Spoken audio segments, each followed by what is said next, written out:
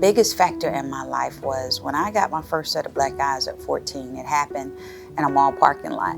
So I got 2 black eyes and I got out of the car and went into the mall because we had a fashion show that day. And I sat in the chair of 2 adults, hair and makeup, and with 2 black eyes and a gash in my face, nobody stopped to ask me what happened to me. And all I remember is them putting makeup inside of an open cut and the pain, the excruciating pain from that, and wondering why no one even cared to ask. And so I felt like there was no help. This was the telltale story. But at 21 years old, I had my first child, and I was adamant she would not repeat that cycle. And so I started to do the work. And so I just wanted to understand before I brought a child into this world, even at that young age, what could I do differently in my life so that she wouldn't repeat that cycle? And thus the work started. I started a foundation almost 20 years ago. When you're going through domestic violence, you're alienated. So our first step is group. So you can say, hey, there are other people that go through what I go through or have been through, and it's not just my story.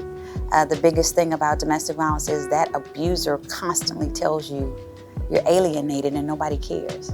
We do free license therapy for a year. We also do provide what we call rapid rehousing. So if someone calls and they're in an emergency situation and need to get out, we can provide either emergency hotel, or sometimes we do utilities, food, rental assistance. So we're all things domestic violence. I think for so long people don't want to talk about domestic violence. It's taboo. It's like this thing of, well, I didn't see it or it didn't happen to me. When there's no way you can walk away from the statistics. The statistics are only 5% are reported, 5% of cases, so that's 95% that are not.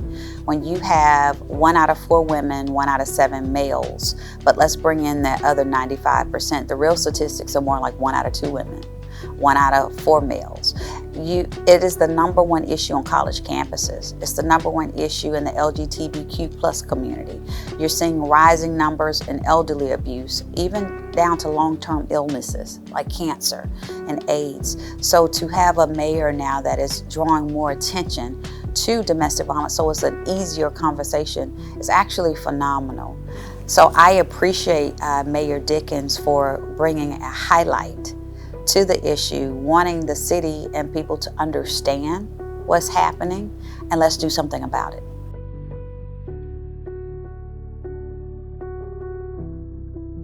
Alma Davis is saying no more to domestic violence.